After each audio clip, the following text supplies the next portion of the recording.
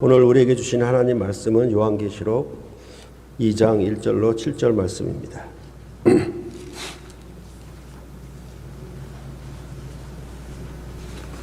한 절씩 교대로 봉독해 올리겠습니다. 에베소 교회의 사자에게 편지하라. 오른손에 있는 7뼈를 붙잡고 7 금촛대 사이를 거니시는 이가 이르시되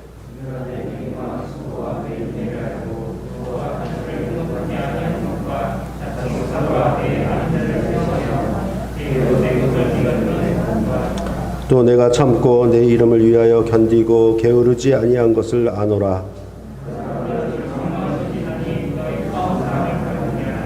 그러므로 어디서 떨어졌는지를 생각하고 회개하여 처음 행위를 가지라. 만일 그리하지 아니하고 회개하지 아니하면 내가 네게 가서 내 촛대를 그 자리에서 옮기리라.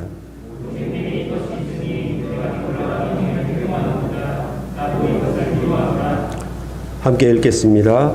귀 있는 자는 성령이 교회들에게 하시는 말씀을 들을지어다. 이기는 그에게는 내가 하나님의 낙원에 있는 생명나무의 열매를 주어 먹게 하리라. 아멘. 7 교회에 보낸 편지는 단순한 편지글이 아니라 일종의 칙령과 같다고 말씀을 드렸습니다. 그래서 실상 우리말 성경에는 편지하라, 에베소 교회의 사자에게 편지하라 이렇게 번역이 되었지만은 원문은 쓰라, 써라라는 명령어로 되어 있습니다. 이것은 단순히 또 그냥 기록해라라는 그런 쓰는 쪽에만 얘기를 하는 것이 아니라 이게 일종의 관용어구여서 써서 보내라라는 뜻이 담겨 있다고 합니다. 그럴 때 우리가 요한계시록에 나타난 아시아의 7교회를 향한 이런 칙령에 대해서 좀 더 이해를 하고자 한다면 예를 들어서 임진왜란 때 선조 임금이 이순신 장군에게 보낸 그런 명령을 우리가 예를 삼으면 되겠습니다. 좀 말이 어렵지만은 그때 그 내용이 뭐였냐면 주사가 너무 적어 외적과 맞설 수 없으니 경은 육전에 의탁하라 라는 내용이었습니다. 이를 가리켜 역사가들은 수군철폐령이라고 얘기를 합니다. 지금으로 말하면 해군을 없애버리고 육군으로만 임진왜란의 외병과 싸우라고 임금이 명령을 내린 것입니다. 왜 이런 명령을 내렸냐면 원균이 왜군에게 크게 패하였죠. 그게 7,000량 전투였던가요? 거기서 아주 우리나라 수군의 배들을 거의 잃을 정도로 그렇게 완전히 패하였기 때문에 그 소식을 들은 선조 임금이 이순신 장군에게 그러면 이제 수군으로서의 전투는 포기하고 이제 육군에 참여해서 싸우라는 그런 명령을 내린 것입니다. 이에 대해서 이순신 장군은 명령을 불복종하면서 선조 임금에게 긴 장문의 그 장계를 아주 피를 토하듯이 그렇게 올리는 내용을 쓰고 있는데 거기 보면 지금 수군을 전폐시키는 일이야말로 적에게 다행한 일입니다. 적은 호남과 충청 연해를 거쳐 한강까지 도달할 것이니 이것이 신이 매우 두려워하는 바입니다. 비록 전선 수가 적다 해도 미천한 신은 아직 죽지 않아 적이 감히 저를 모멸하지는 못할 것입니다.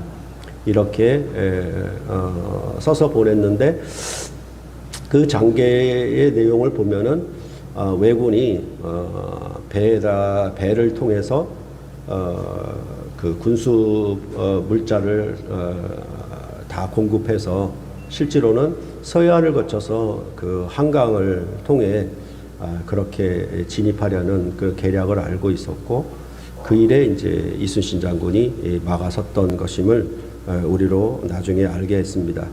그러면서 그 유명한 말이 여기서 나오는 거죠. 신에게는 아직 12척의 배가 있습니다 라는 내용이 나오게 되는 것입니다. 이것은 앞서 말씀드렸던 것처럼 선조 임금의 명령에 대해서 불복종함으로 목숨을 각오하고 이순신 장군이 수군 철폐령을 거두어 달라고 그렇게 보낸 장계였던 것입니다. 그러니까 이런 관계를 여러분들이 이해를 하시면은 요한계시록에 나타난 아시아의 7교회에게 보낸 칙령에 대해서 여러분들이 그 분위기를 훨씬 더 잘 이해하실 수가 있을 것입니다. 지난 시간에 7교회에 대한 전체적인 계략을 말씀을 드렸는데 7교회에 보낸 내용은 일정한 형식과 구조가 있었다라고 말씀을 드렸습니다. 그래서 먼저 써서 보내라라는 말이 그러니까 에베소 교회의 사자에게 편지해라, 버가모 교회의 사자에게 편지하라 이렇게 기본적으로 나오고 그 써서 보내는 내용을 어떻게 얘기하냐면 주께서 이르시기를 이렇게 얘기하면서 마치 구약의 여호와께서 가라사대 이렇게 하시는 것처럼 이렇게 주께서 이르시기를 이라는 첫 번째 내용이 나오고 그 다음에 그 내용을 설명할 때에는 내가 너희를 아노라 이렇게 아노라라고 하는 내용을 따라서 그 안다라고 하는 것은 무엇을 아냐면 그 교회에 대한 칭찬과 그 교회에 대한 책망 그 다음에 그 교회에 대해서 회개를 촉구하는 전체를 가리켜 이 아노라라고 하는 단어에 다 걸려 있는 것입니다. 내가 아노라 너희 교회가 어떠하고 어떤 것이 부족하고 그것을 어떻게 돌이켜야 할 것인 것을 아노라라는 형식으로 말씀을 하고 있습니다. 이렇게 말한 뒤에는 귀 있는 자는 성령이 교회들에게 하시는 말씀을 들을지어다라고 말씀하므로 이는 마치 이것을 순종해라, 이것을 복종해라, 이 명령을 들어라 이런 식의 경고문의 성격을 가지면서 얘기를 하고 있고 마지막 그 형식은 뭐냐하면 이기는 자에게는 이기는 그에게는 이렇게 얘기를 해서 무엇을 주노라에 대한 어떤 상급 그러니까 이런 형식은 전체적으로 뭐냐면 말한 것이 있고 말을 하는데 그 내용이 있고 그 다음에 내용을 지켜라 라는 내용이 있고 그 다음에 거기에 대한 상급을 얘기하고 있으니까 이런 구조 자체가 전체적으로는 언약문의 언약서의 그 형식에 맞다라고 여러분께 말씀을 드렸던 것입니다. 그러니까 이것에 대해서 좀 더 그냥 이것을 지킬 것인지 지키지 않을 것인지 축복과 저주 선언하는 그런 것이 보통 언약서의 형식이라면 여기서 조금 더 달라진 점은 뭐냐면 이기는 자에게는 이렇게 얘기하므로 이것이 앞서 말씀드린 것처럼 임진왜란 때 선조 임금이 이순신 장군에게 보냈던 그런 명령서처럼 이런 전투적인 상황을 염두에 두고 그 상황을 염두에 두고 이 명령을 내린 것이라고 이해하면은 그래서 이기는 자에게는 이런저러한 상급을 주실 것이다 라고 그렇게 얘기를 하고 있습니다. 그러니까 주께서 말씀하시기를 내가 아노라 이것을 들어라 그리고 이기는 자에겐 상급을 주겠다라고 하는 이것이 써서 보내는 모든 내용이라고 7교회가 공통적으로 갖고 있는 형식과 구조라고 여러분께 말씀을 드렸습니다. 그렇다면 우리는 에베소 교회에 대해서 알아야 할 터인데 에베소 교회는 브리스길라와 아굴라 부부가 바울과 함께 세운 교회라고 그렇게 말을 하고 있습니다. 에베소 교회가 이렇게 요한계시록의 7교회 가운데 가장 먼저 거론되는 이유는 아마도 이방인 세계에서 기독교회가 시작될 때 그 교회가 주도적 역할을 했었기 때문일 것이다 라고 그렇게 교회 역사가들은 말을 하고 있습니다. 에베소는 소아시아 지역, 지금으로 말하면 터키 그쪽으로 들어가기 위한 가장 좋은 항구가 있기 때문에 지역적으로 우월함도 가지고 있었다라고 그렇게 말하고 있습니다. 또한 에베소는 큰 여신 아데미의 신전이 있는 곳이었습니다. 그러니까 로마 제국에 있어 대형 그 큰 도시 가운데에는 이렇게 그 로마의 신들이 굉장히 그 신전을 형성하고 있었는데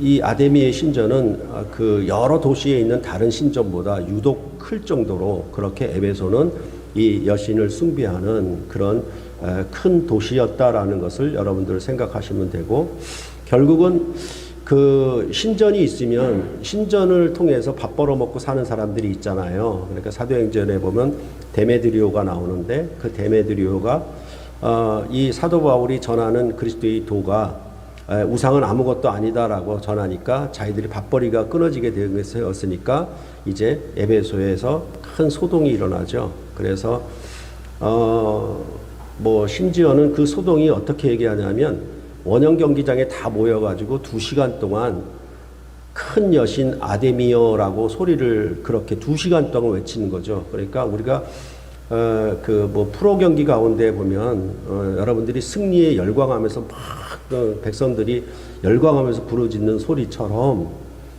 이 에베소는 이렇게 아데미 여신을 숭상하는 그런 우상의 도시였다라는 것을 우리로 알게 하고, 이로 인해서 바울은 큰 소동을 겪게 되고 이제 그 에베소를 떠나는 그런 내용들이 기록되고 있습니다.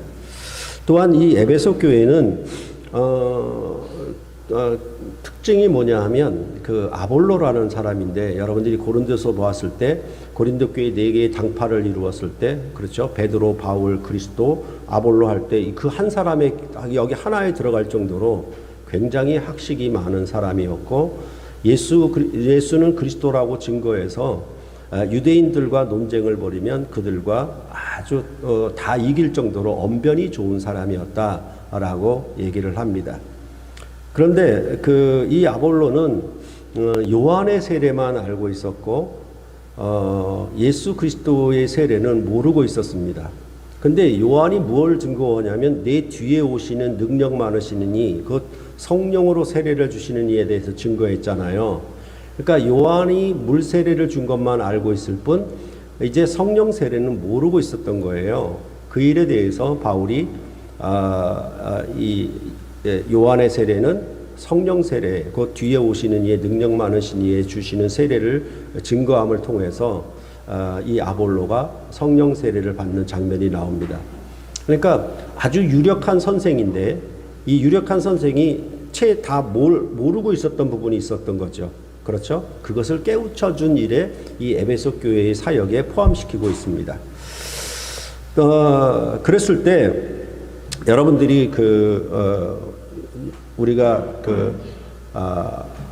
이사야서를 계속 공부하면서 여러분들이 보는 오늘 본문 가운데서도 뭐냐 하면, 죄를 도말하겠다 이렇게 얘기를 하고, 죄를 사하시면은 그것으로 끝인가? 그러니까 예수 그리스도의 죄사함만 믿으면 구원을 얻는다라고 생각하는 것이 보통 우리가 일상 생각하는 그런 그 가르침인데, 그 다음에 이어주는 내용이 뭐냐 하면, 나의 영을 부어주겠다. 그러니까 이것은 매우 중요한 것이거든요. 그러니까 요한의 세례는 어찌 보면 회개의 세례고 그런 것인데, 성령 세례를 아볼로가 몰랐던 것처럼, 만약 누가복음과 사도행전 이것을 누가의 한 저자로 볼 때에, 누가복음은 예수 그리스도의 십자가 사역을 절정으로 끝마치게 되어 있고, 근데 그것이 전부냐라고 얘기하는 것이 아니라 그것을 통해서 무엇을 얘기하냐면, 아버지 약속하신 것을 기다리라 그랬고, 그 기다림이 무엇이었냐면 성령이 오심이었잖아요. 그러니까 실질적으로는 뭐냐 하면, 예수 그리스도를 믿어서 죄사함을 믿는 것이 전부가 아니라, 그 죄사함을 얻는 것의 목표가 뭐냐 하면, 완성이 뭐냐면 성령이 임하심이에요. 그러니까 예수 믿음은 죄사함을 믿고 구원 얻는다라고 그 부분적으로 반쪽만 얘기해서는 절대로 안 되고, 예수를 믿는다라고 하는 것은 죄사함을 믿어서 성령을 받는 것까지 가야, 그것이 성령 세례를 통해서 우리가 하나님의 아들들이 되는 존귀한 자녀가 되는 그런 영광을 입은 것이라고 이사야서는 예언해 주고 있거든요. 그러니까 그런 점들에 대해서 이 아볼로라는 인물을 등장시켜서 이를 새롭게 깨달게 했다라는 점을 우리가 이 에베소 교회를 향해서 기록하고 있는 사도행전의 기록을 그런 관점에서 살펴볼 필요가 있고, 무엇보다 에베소 교회는 거짓 선생들과 싸웠던 곳임을 잘 알 수 있게 합니다. 그래서 사도행전 19장 8절로부터 10절에 보면은, 바울이 회당에 들어가 석 달 동안 담대히 하나님 나라에 관하여 강론하며 권면하되 어떤 사람들은 마음이 굳어 순종하지 않고 무리 앞에서 이 도를 비방하거늘 바울이 그들을 떠나 제자들을 따로 세우고 두란노서원에서 날마다 강론하니라. 2해 동안 이같이 하니 아시아에 사는 유대인이나 헬라인이나 다 주의 말씀을 듣더라. 이렇게 말씀하고 있습니다.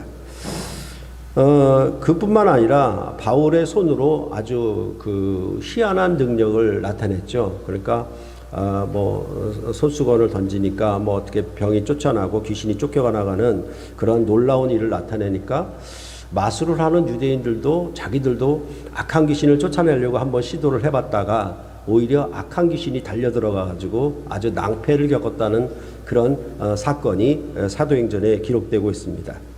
그래서 이 도시는 마술을 행함으로 백성들을 현혹시키는 그런 일들이 꽤나 유행을 했던 모양이에요. 그런데 바울에게 나타난 놀라운 일로 말미암아 이 마술을 행하던 많은 사람들이 자기들이 그 책이 있을 거 아닙니까? 그쵸? 주역이라든가 사주팔자를 보는 무슨 책들이 있을 것인데 그 책을 다 불살랐는데 그게 은값으로 치면은 5만이나 될 정도였다라고 그렇게 아주 많은 책을 불살랐다고 말을 하고 있는 것입니다. 이런 것들이 전부 뭐냐 하면 거짓 선생들을 드러나게 한 것이죠. 거짓 선생들을 그렇게 얘기하고 또한 뭐냐 하면 이 에베소 교회에서 바울은 2해 동안 두란노서원에서 강론했다 그러는데 이 에베소 교회에서 강론한 것을 가지고 뭐라고 얘기하냐면 아시아에 사는 유대인이나 헬라인이나 다 주의 말씀을 듣더라 이렇게 얘기하고 있어요. 그러니까 에베소에서 두란노서원에서 강론한 것인데 이것을 뭐라고 사도행전 저자는 확대시켜 얘기하냐면 아시아에서 유대인이나 헬라인이나 다 주의 말씀을 듣더라 이렇게 확대시키고 있어요. 그러니까 그런 점들을 우리가 생각해 본다면 이 에베소 교회가 이 7교회 중에서도 가장 먼저 기록되고 있는 것은 그런 지역적이고 도시적인 성격도 있겠지만은 복음을 나타내고 증거하는 일에서도 대표적인 역할을 하고 있었다라는 점을 우리가 먼저 기억해 놓으면 좋겠습니다. 더군다나 바울이 이제 마지막 3차 전도여행 끝마치고 예루살렘으로 들어가면서 마지막으로 밀레도에서 에베소 교회의 장로들을 초청하여 불러서 그들에게 마지막 당부를 하지요. 그 마지막 당부 가운데 뭐냐면 내가 바울이 떠나가면 이 교회에 에베소 교회에 사나운 이리가 즉 거짓 선생들이 들어올 것이라고 경계하고 했던 것을 여러분들이 기억하시면 오늘 이 에베소 교회에 대한 내용의 요한계시록에서 왜 이렇게 말하는가 그 전체적인 배경을 우리가 좀 더 잘 이해를 하실 수가 있을 것입니다. 예수님은 앞서 말씀드린 것처럼 이제 구약의 예언자들이 하나님으로부터 받은 예언의 말씀을 소개하기 위해 사용된 고종된 문구 즉 여호와께서 말씀하시되 여호와께서 가라사대 이런 방식을 그대로 채용을 하고 있습니다. 그래서 말씀드린 것처럼 일정한 형식이 있다라고 말씀드렸는데 그것은 전능하신 주가 말씀하시되 이렇게 되어 있다라고 보시면 되겠고 근데 이 교회에 말씀하시는 분을 어떻게 묘사하고 있냐면 그분은 그 임금들의 머리가 되신 분이신데 충성된 증인으로 죽은 자 가운데서 사셔서 모든 임금들의 머리가 되는 분인데 이분이 뭐라고 얘기하냐면 이분에 대해서 오른손으로 7뼈를 붙잡고 7 금촛대 사이를 거니시는 분이시다 이렇게 말씀을 하고 있습니다. 그래서 이거는 여러분께 말씀을 드렸던 것처럼 그 교회에 계시되는 그리스도의 모습과 영광이 그 교회의 상황과 형편에 적절하게 맞추어서 계시된다라고 말씀을 드렸죠. 그래서 지난 시간에도 말씀을 드렸지만은 대통령이 군 부대를 시찰을 할 때에는 군복을 입은 모습으로 시찰을 하고 산업 현장을 시찰할 때에는 작업복을 입고 시찰한다고 말씀을 드렸죠. 그러니까 똑같은 대통령이 돼 군부대를 방문하느냐 산업 현장을 방문하느냐에 따라서 모습이 바뀌는 거죠. 그것이 바로 여기 에베소 교회에서는 오른손으로 7뼈를 붙잡고 7 금촛대 사이를 지나시는 분, 거니시는 분 이렇게 묘사를 하고 있는 것입니다. 그런데 사실은 우리가 1장 20절에서 보았을 때 일곱 별은 일곱 교회의 사자요 일곱 촛대는 일곱 교회라고 하였습니다. 그러니까 이것은 일곱 교회를 통칭해서 얘기를 하는 방식이 일곱 별, 일곱 촛대 이렇게 얘기를 했는데 에베소 교회에게 명령하시는 분이 그리스도의 영광된 모습을 뭐라고 얘기하냐면 이렇게 얘기를 하는 거예요. 그러니까 이런 내용이 어떤 성격을 갖냐면 앞서 말씀드린 것처럼 에베소 교회가 일곱 교회의 대표적인 역할과 그런 위치를 갖고 있다는 것을 은연중 나타내고 있다라는 것을 우리에게 알게 하는 것입니다. 그러니까 에베소 교회만큼은 일곱 교회를 함께 했던 일곱 교회를 붙잡았던 영광의 모습이 에베소 교회에게 함께 하고 있는 거예요.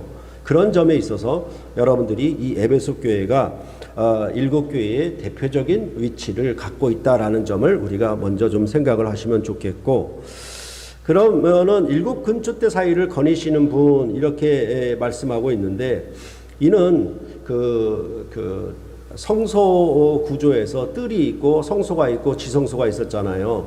그 성소 안에 진설병 상과 그 다음에 등대가 있었죠. 그 등대의 그 사이를 거닌다라고 얘기를 하고 있는 거예요. 그러니까 성소 안에서 움직이는 것인데 이 성소 안에 움직이시는 내용을 사실은 창세기에서도 에덴 동산에 하나님이 거니신다라는 표현이 나오지요. 그런 얘기들도 전부 뭐냐면 성소적인 표현이에요. 그렇죠? 그럴 때 여기 거니신다라고 하는 것은 그냥 뭐 산책한다는 의미가 아니고 이 제사장의 봉사 역할이 이 성소예요.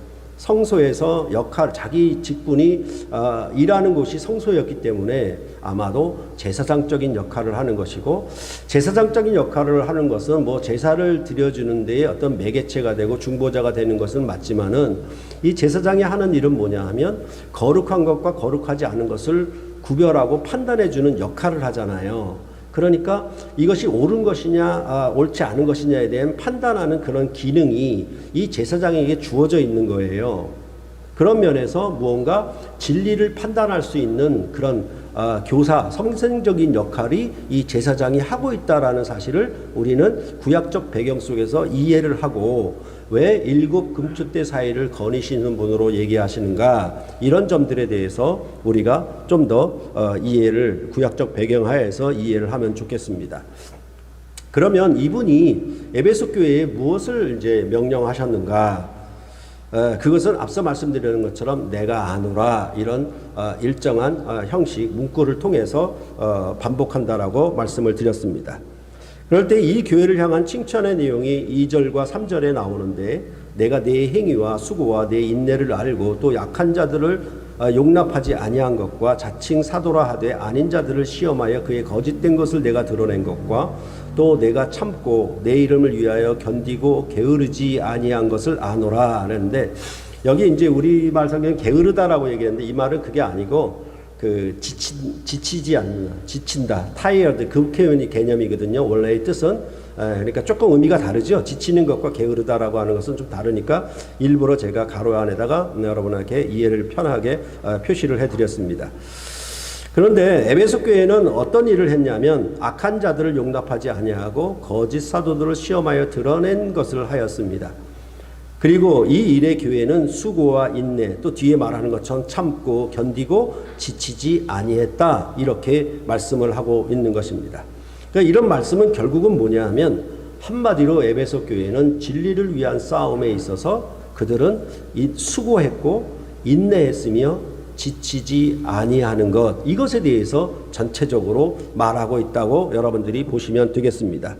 그러니까 앞서 말씀드린 것처럼 아볼로를 교정하고 그 다음에 두란노선을 세워서 2년 동안이나 제자들을 양성하여서 아시아 지방에 이 복음의 말씀이 왕성하게 일어나서 세력을 얻을 수 있을 정도로 그렇게 이 에베소 교회가 어떤 전초기지 역할을 했던 것처럼, 그렇게 해서 앞서 말씀드린 또 마술을 행하는 사람들, 또 악한 귀신을 쫓아내는 부분들에 대해서 어떻게 이 바울이 사역했는가를 보고, 또한 아데미 여신 신전이 있다라고 하는 사실 속에서 에베소 교회의 전체적인 분위기를 이해할 수가 있고, 그런 내용과 더불어 이 말씀을 보면은 왜 거짓 사도들을, 악한 자들 용납하지 아니하고 거짓 사도들을 시험하여 밝히 드러내는 일을 하였던가, 그런 점에 대해서 우리는 충분히 이해가 가능하게 되는 것입니다.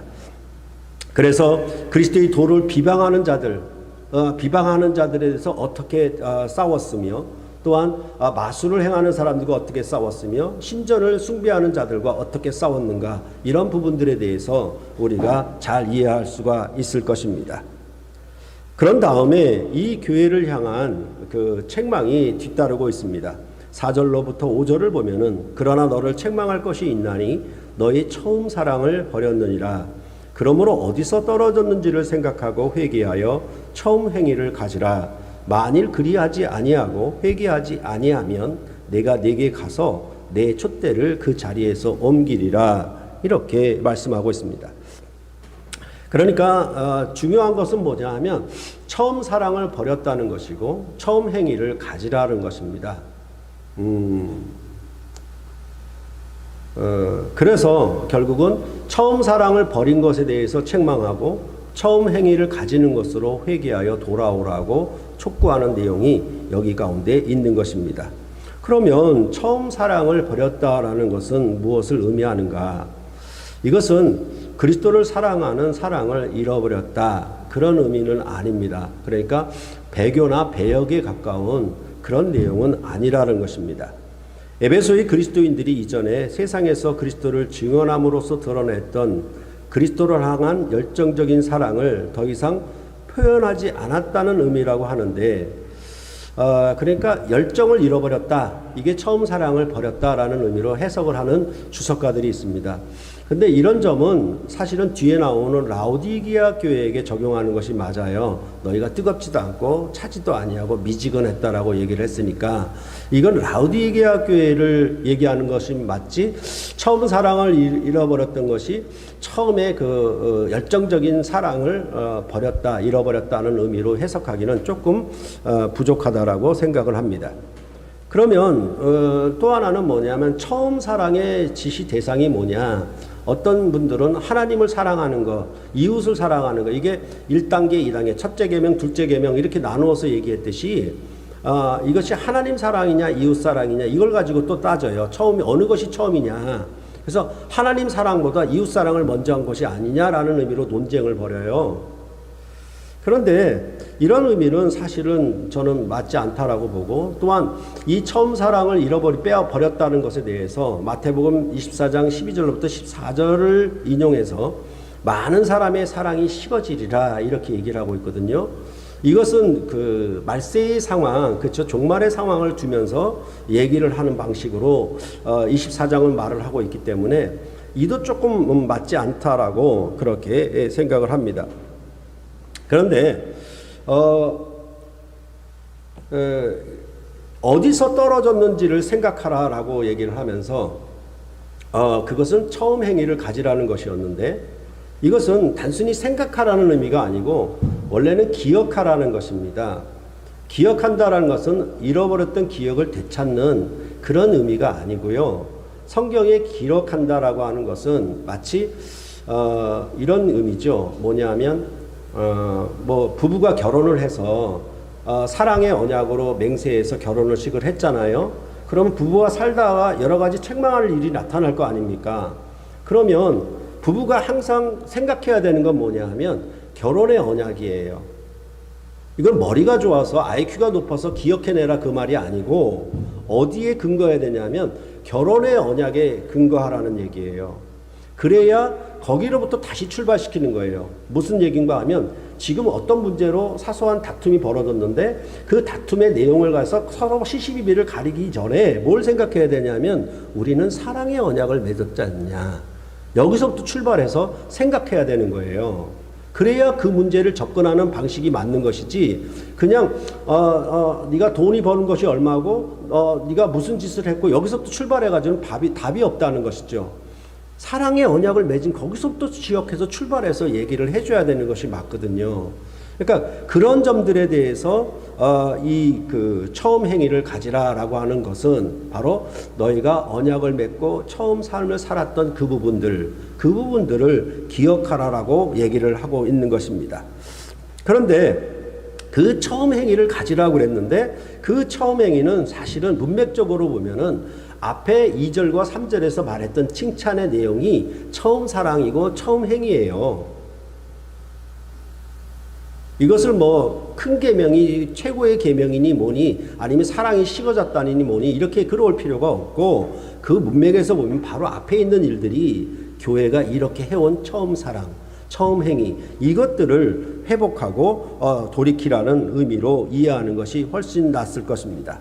그러니까 에베소 교회는 진리의 보루로서 거짓 사도들을 드러내고 그 일에 수고와 인내하며 게으르지 말라라고 그렇게 권면하는 내용이 바로 처음 행위를 가리킨다라고 보는 것이 합당하다라고 생각을 합니다. 이러볼 때 사랑을 잃어버린 것은 증언하기 위해 꿋꿋이 복음을 전파하는 언약적 과제에 불충성한 것으로 설명된다라고 볼 수가 있겠습니다.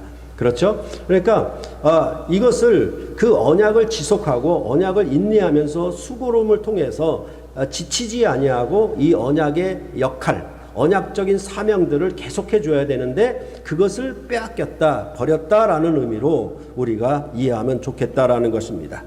그러니까 두란노 서원을 세우고 2년 동안 에베소 교회에 머물며 바울이 복음을 가르쳐 제자들을 세워 아시아에 있는 유대인이나 헬라인이 복음을 들어 말씀이 흥왕하여 세력을 얻었던 그 일을 기억해야 할 것입니다. 에베소 교회가 담당했던 그 역할과 그 직무, 그 점을 반드시 기억해야 한다라고 그렇게 얘기를 하고 있는 것입니다. 그리고서 만일 그리하지 아니하면 또한 회개하지 아니하면 이렇게 두 가지 말을 반복해서 쓴 것은 강력한 회개의 촉구가 그 말씀 속에 포함되어 있는 것이고 그 회개하지 않는다면 에베소 교회의 촛대를 그 자리에서 옮길 것이라고 말씀을 하고 있는 것입니다. 이것은 에베소 교회가 소아시아 지역에서 가졌던 대표적 역할과 진리를 위해 싸워 거짓 사도들을 밝혀내었던 그런 역할을 빼앗겠다는 것입니다. 이 촛대를 옮기겠다는 말은 아주 쉬워요. 뭐냐 하면 어떤 개인이 회사에서 자기 일을 하는데 회사가 자기 사무실 책상을 빼버린 거예요. 그런 것이죠. 그러니까 거기서 일하지 말라는 거 아니겠습니까? 그렇죠? 그 역할을 하지 말라는 것이죠. 그러니까 그런 대표적이고 진리를 위한 싸움에 아주 그 수고하며 인내하며 그렇게 공을 세웠는데 그것이 뭔가 어떤 사정 때문에 단절되었고 그것을 위해서 지쳤든지 뭐 이런 상황이 여기 에베소 교회 안에 있었다는 것입니다. 이렇게 책망을 위해 다른 교회와는 달리 에베소 교회에게는 다시 칭찬을 하는 내용이 나옵니다. 6절을 보면은 오직 내게 이것이 있으니 내가 니골라당의 행위를 미워하는도다. 나도 이것을 미워하노라 이렇게 말씀하고 있습니다. 이제 이 니골라당이 어떤 성격의 집합체인지 역사적으로 분명하게 말하지를 못하고 있습니다. 그래서 그 실체를 분명히 역사적으로 분명하게 밝혀내지를 못하고 있다는 점을 전제하고요. 그 대신에 니골라당은 요한계시록에만 또 나와요. 다른 곳에는 안 나와요. 그런데 이 니골라당에 대해서 조금 알 수 있는 조금 힌트가 있는데 그것은 버가마 교회에게 하신 말씀에 보면 이 니골라당이 나오는데 거기 요한계시록 2장 14절로부터 15절에 보면 이렇게 얘기합니다. 그러나 내게 두어 가지 책망할 것이 있나니 거기 내게 발람의 교훈을 지키는 자들이 있도다. 발람이 발락을 가르쳐 이스라엘 자손 앞에 걸림돌을 놓아 우상의 제물을 먹게 하였고 또 행음하게 하였느니라. 이와 같이 내게도 니골라당의 교훈을 지키는 자들이 있도다 이렇게 말씀하니까 이것은 발람과 발락이 저질렀던 그런 행음과 우상숭배 그러니까 배역에 관한 얘기를 하고 있는 것 같아요. 그러면서 니골라당에 대해서 정체는 확실히 알 수 없지만은 이 문맥으로 봐서 이 니골라당이 어떤 당이었는지 알 수 있게 하는 것입니다. 더군다나 에베소는 아데미 여신의 큰 신전이 있었기 때문에 더더욱 그렇겠죠. 그러니까 에베소 교회의 성도들이 이 큰 여신이 있는 우상을 섬기는 곳에서 행음하거나 우상을 숭배하거나 그러지는 않았다, 이렇게 얘기를 하고 있는 것이라고 이 이야기가 비교적 합당하다고 생각을 하는 것입니다. 그러니까 오직 내게 이것이 있으니, 오직이라고 얘기했으니까 사실은 처음 사랑을 버렸고 이렇게 좀 지쳐있고 그런 상황 속에서, 아니면 그 역할과 자리를 빼앗길 그런 위치에 있으면서도 이 요한계시록의 에베소 교회는 오직 이것이 내게 있다라고 얘기하면서 뭐냐면 행음하거나 우상 숭배함으로 로마의 신이나 히랍 신들에게 그렇게 연합하지 않았다, 거기 미혹에 빠지지 않은 것이 있었다라고 그렇게 칭찬은 하고 있는 것입니다. 이렇게 전체적으로 내가 아노라라고 하는 형식을 통해서 말씀을 한 후에, 그 다음에 역시 말씀드린 것처럼 7절에 귀 있는 자는 성령이 교회들에게 하시는 말씀을 들을지어다 라고 하고 있습니다. 그러니까 이것은 이 전능하신 주가 말씀하신 내가 아노라에 속한 모든 말씀에 대해서 너희가 복종하고 명령에 순종해라, 이런 뜻이 바로 여기에 담겨져 있는 것입니다. 그래서 언약 조건문을 따라서 지키면 복, 지키지 않으면 저주라고 하는 그런 경고적인 성격으로 귀 있는 자는 성령이 교회들에게 하시는 말씀을 들을지어다, 이렇게 말씀을 하고 있습니다. 그러면 이 칙령을 지키는 자에게는 어떠한 복이 주어지느냐, 그것에 대해서 이제 이기는 그에게는 내가 하나님의 낙원에 있는 생명나무의 열매를 주어 먹게 하리라 라고 말씀하고 있습니다. 이긴다고 했으니 앞서 말씀드린 것처럼 이 교회는 전쟁터에 나온 군대임을 나타내고 있는 것입니다. 그래서 여러분들 에베소서에서도 보면 최종적으로 끝으로 바울이 당부하는 말 속에서 이런 말을 하고 있습니다. 에베소서 6장 10절로부터 12절을 보면 끝으로 너희가 주 안에서와 그 힘의 능력으로 강건하여지고 마귀의 괴계를 능히 대적하기 위하여 하나님의 전신갑주를 입으라. 우리의 씨름은 혈과 육을 상대하는 것이 아니요 통치자들과 권세들과 이 어둠의 세상 주관자들과 하늘에 있는 악의 영들을 상대함이라, 이렇게 얘기를 하고 있습니다. 그러니까 끝으로 마지막으로 내가 권면하는데 너희가 강건해져라. 어떻게? 전신갑주. 그러니까 전투복을 입으라는 얘기죠. 쉽게 얘기하면. 그리고 무장하라는 얘기죠.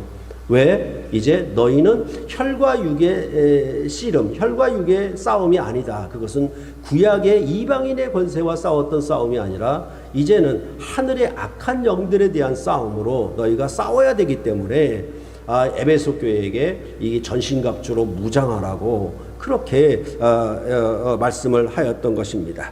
그러니까 이 에베소 교회는 바로 이 일에, 즉 전투복을 입고 각종 무기들로 무장해서 싸워야 하고, 그 싸움은 거짓 사도들을 시험하여 드러내는 진리의 싸움을 해야 한다라는 것입니다. 이 일에 수고하며 인내하며 지치지 말라고 그렇게 권면을 하고 있는 것입니다. 그럴 때에 생명나무의 열매를 먹게 하린다, 이렇게 얘기했는데, 먹는다라는 표현은 늘 말씀드렸듯이 성찬과 관계가 있지요. 그러니까 성령이 교회들에게 하시는 말씀을 듣고 순종하는 자에게는 성찬에 참여하여 하나님이 주시는 생명을 누려라, 이렇게 얘기를 하고 있다라고 보는 것입니다. 그렇죠? 그러니까 우리 예배 순서에도 말씀 예전이 있고 성찬 예전이 있어서 이 말씀을 듣고 아멘 하는 자는 성찬에 참여해서 주의 살과 피를 먹고 마시는 생명을 먹는 그런 생명의 교제를 이루는 방식으로 전체적으로 내가 아노라, 귀 있는 자는 성령이 교회들에게 하신 말씀을 들을지어다, 이 말씀을 듣고 이기는 자에게는, 즉 순종하여 이 싸움에서 승리하는 자에게서는 생명나무를 먹게 하리라, 이렇게 되어 있는 거죠. 그러니까 말씀과 먹음, 이것이 같이 나온다라는 사실을 여러분들이 보시면 좋겠습니다. 그러할 때 생명나무는 창세기에서 아담이 범죄하여 쫓겨남으로 먹지 못하게 하였으나 계시록에서는 거룩한 성에 들어가는 것과 함께 말하고 있습니다. 그래서 계시록 22장 14절과 19절을 보시면 자기 두루마기를 빠는 자들은 복이 있으니 이는 그들이 생명나무에 나아가며 문들을 통하여 성에 들어갈 권세를 받으려 함이로다. 만일 누구든지 이 두루마리의 예언의 말씀에서 제하여 버리면 하나님이 이 두루마리에 기록된 생명나무와 및 거룩한 성에 참여함을 제하여 버리시리라 이렇게 말씀하고 있습니다. 그러니까 여러분 다릅니다. 두루마기, 두루마리 다르죠. 그렇죠? 두루마기 그러면 옷이잖아요. 그러니까 이건 제사장의 직분을 나타내는 역할을 나타내는 옷을 얘기하는 것이고, 그렇죠? 그리고 두루마리는 언약의 말씀, 이 말씀을 얘기하는 것이니까 좀 다르죠. 그런데 하여튼 이 자기 역할과 직분을 충성스럽게 수행하지 못하면 거룩한 성에 들어가지 못하고 생명나무에 참여함도 못한다. 또한 두루마리에 기록된 예언의 말씀을 지키지 아니하면 거룩한 성에 들어가지 못하고 또한 생명나무에 참여함도 있을 수 없다라고 이렇게 얘기를 하고 있는 것입니다. 그러니까 아담이 에덴 동산에서 쫓겨나는 것과 또한 생명나무에 참여하게 되는 것도 못하게 되는 것은 같이 얘기하고 있잖아요. 그렇죠. 그것은 뭐냐 하면 하나님 나라에서 먹고 마시는 생명을 누리지 못한다라는 뜻이겠죠. 그렇죠. 그런 얘기를 하는데, 그러면 우리가 생각해 볼 때 여기서 이기는 자에게 주어지는 상급은 종말에만 예수님이 다시 재림하신 후에나 가능한 것인가? 그렇지는 않습니다. 지금 우리가 여러분과 제가 오늘 이 자리에서 주의 말씀에 아멘으로 화답하고 성찬에 참여하여 그리스도의 새 생명을 먹고 마심은 단순히 미래를 위한 그림자나 상징에 그치지를 않는다라는 것입니다. 여러분이 손으로 떡을 떼고 잔을 마심은 여러분의 손을 떼고 떡을 떼고 잔을 먹고 마심 이 자체가 역사적인 일이고 실제적인 일이지 그냥 상징이나 추상적인 일이 아닌 것처럼 이 얘기는 어떤 얘기냐라고 하면은 이스라엘 백성이 애굽에서 나왔을 때 시내산에서 성막을 만들잖아요. 그럼 성막에서 제사를 드려서 하나님의 전에 나아가서 먹고 마시는 생명의 교제를 누렸을 거 아닙니까? 그렇죠? 그 생명의 교제는 그냥 단순히 상징이나 추상에 그치지 아니하고 이 시내산의 성막에서 누리는 여호와 하나님과의 교제가 계속 반복되면서 무엇까지 이르느냐면 이제 가나안 땅에 들어가 예루살렘 성에서 그 성전에서 솔로몬 성전에서 하나님과 교제하는 그런 생명으로 완성될 거 아니겠습니까? 그렇죠? 그러니까 이 얘기는 뭐냐 하면 너희가 이 말씀을 듣고 순종함으로 이제 생명나무에 참여하는 생명의 교제가 지금도 주님의 상에서 먹고 마시는 떡과 잔에 참여하여 먹고 마시는 새 생명회가 계속되고, 그렇죠? 그래서 예수님이 이제 주님의 나라가 임하면 포도나무에서 난 것을 먹지 아니하고, 그렇죠? 새 것을 마시겠다라고 말씀하셨던 것처럼 이제 주님이 오셔서 재림하시는 영광의 종말의 완성을 바라보면서 이 생명을 계속하는 것이지 여기에 먹고 마시는 그냥 단순히 상징이고, 그렇죠? 그냥 단순히 추상적인 일이고, 그런 게 아니라는 얘기죠. 그렇죠? 그런 점에 있어서 이 생명의 복이 너희에게 지금도 계속되고 이 생명나무에 참여하는 생명의 교제로 너희가 거룩한 성 예루살렘 성에 들어가 생명나무의 실과를 먹고 마시는 생명으로 완성될 것을 지금 여기서 계속 반복하고 있고 계속 진행력으로 하고 있다는 의미를 우리가 생각해야 한다라는 것입니다. 그렇게 보면은 이제 이러한 전체적인 얘기를 볼 때 우리 에베소 교회를 통해서 이 일곱 교회는 단순히 그 당시에 1세기에 로마 제국하에서 에베소 교회의 형편과 사정을 따라 그 에베소 교회만 말하는 것이 아니라 이 일곱 교회는 오고 오는 모든 교회를 대표하는 성격으로 말씀한다고 말씀을 드렸던 것처럼, 그러면 에베소 교회를 통해서 우리가 들을 내용은 무엇인가?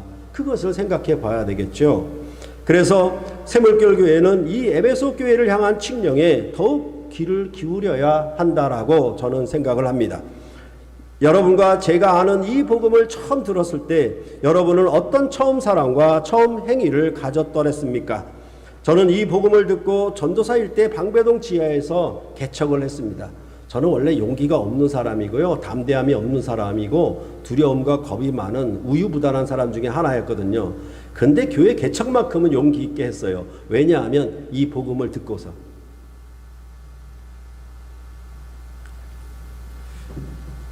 여러분이 이 복음 안에서 교회를 함께 처음 이룰 때도 저와 아마 같은 사정이었을 것입니다. 우리 교회는 지금도 교리의 잘못된 가르침과 계속 싸우고 있습니다. 하나님 나라와 언약을 성경 해석의 기본 관점이라고 강조하며 싸우고 있습니다. 교회가 진리의 기둥과 터임을 믿고 싸워왔던 것입니다. 그리고 구약과 신약의 관계는 최근 신학계의 화두로 큰 관심을 끌고 있는데, 여러분과 저는 이미 오래전부터 이 부분에 대해서 알고 또한 진리의 가르침을 따라서 교회를 세워오는 일에 여러분과 제가 합력하여 힘을 다했던 것을 여러분들은 기억하실 것입니다. 정말 안타까운 일이지만은 신학교에서 구약학 교수들은요, 성경이 구약으로만 족하다라고 지금도 주장하고 있는 분들이 있어요. 그래서 구약학 논문을 쓰는 사람들 말을 들어보면 신약을 인용한다 그러면 구약학 교수들이 좋아하지 않는데요. 그래서 신약을 기록을 안 해요. 그러니까 반쪽이죠, 어떻게 보면. 그러니까 굉장히 저는 무서운 적이라고 생각을 해요. 그죠? 그런 일들이 지금도 일어나고 있어요. 많은 성도들과 전도사와 강도사와 목사들이 저희 교회를 다녀갔습니다. 그들에게 한 가지 촉구한 것은 오직 성경 이것이었습니다.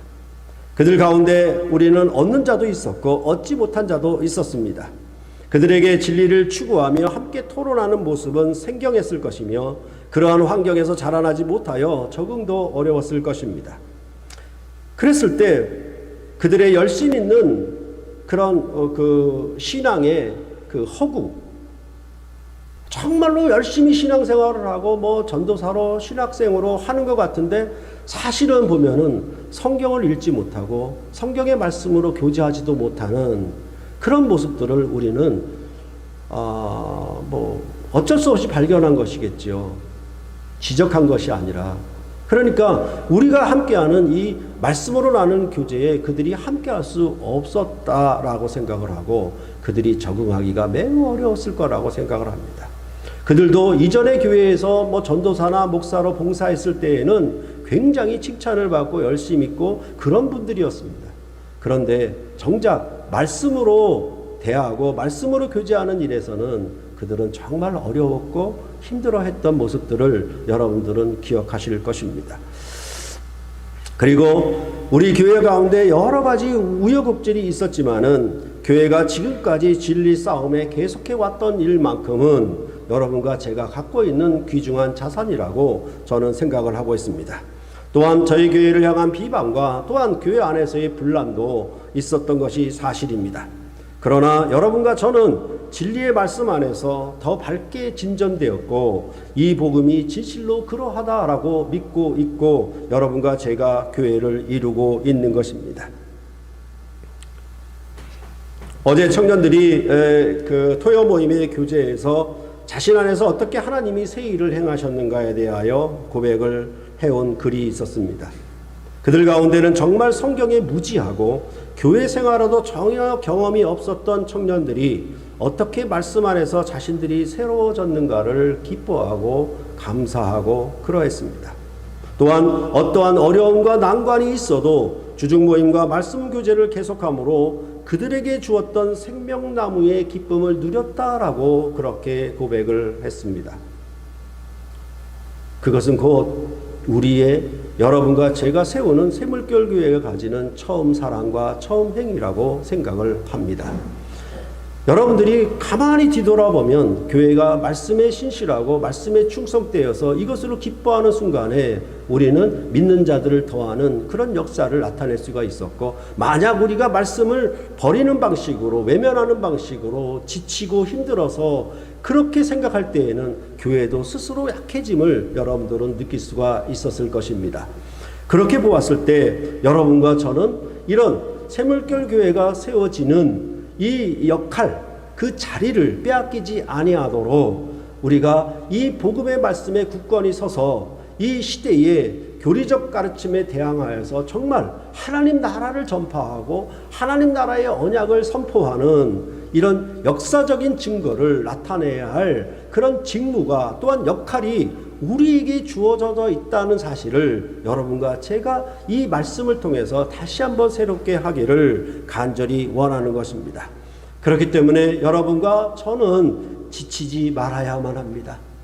여러 가지 낙심되는 부분과 실망되는 부분과 또한 여러 사람들이 이 교회에 적응하지 못하고 떠나가는 부분들에 대해서 마음이 아프고 힘들지만은 이 진리의 싸움은 그것이 전쟁이기 때문에 이런 것은 필히 생겨나는 것이고, 에베소 교회의 복음을 전했던 바울조차도 비방하는 자들이 있었고 마술을 하는 자들이 있었고 아데미 여신을 섬기는 자들로 인해서 큰 소동과 핍박을 견디는 가운데서도 교회는 이 진리를, 거짓 사도들을 밝혀내는 일로 말미암아 온 아시아의 유대인이나 헬라인이나 이 복음의 말씀을 들어 흥황하여 세력을 얻었다라고 말씀하는 것처럼, 여러분과 제가 새물결 교회를 세워야 될 마땅한 역할, 대표적인 역할에 대해서 이 말씀을 통해서 다시 한번 되새겼으면 하는 바람인 것입니다. 그리하여서 정말 여러분들이 이 생명의 말씀을 기뻐하고 즐거워할 때 여러분의 오늘 내일 지금 현재의 삶에서 생명나무를 먹는 그런 은혜가 여러분에게 생명력이 넘치는, 하나님 안에 있는 새로운 생명이 넘치는 삶들을 계속 살아갈 때에 여러분들에게 궁극적으로 거룩한 성에 들어가 생명나무의 참여함을 얻게 하는 그런 놀라운 상급이 여러분에게 주어지게 될 것입니다. 그러니까 이 새물결 교회의 촛대가 옮겨지지 아니하도록 여러분과 저는 계속 힘써서 진리의 싸움에 매진해야 할 것입니다. 그래서 거짓 것을 밝혀내고 또한 거짓 사도들을 드러내고 합당치 아니하는 이방 우상을 섬기는 일에 대하여 단연코 교회는 결단코 이 일에 참여하지 아니하여서 우상과 행함하는 일에, 복음을 거역하는 일에 절대로 나서서는 안 될 것이며, 오직 진리의 성장과 발전을 위해서 여러분과 제가 함께 진력해서 이 교회를 세워 나가야 할 것입니다. 그럴 때 여러분과 제가 정말 수고하고 참고 인내하며 지치지 말았으면 합니다. 주님 오실 때까지 여러분과 제가 이 일에 끝까지 함께하기를 간절히 소원합니다. 기도하시겠습니다.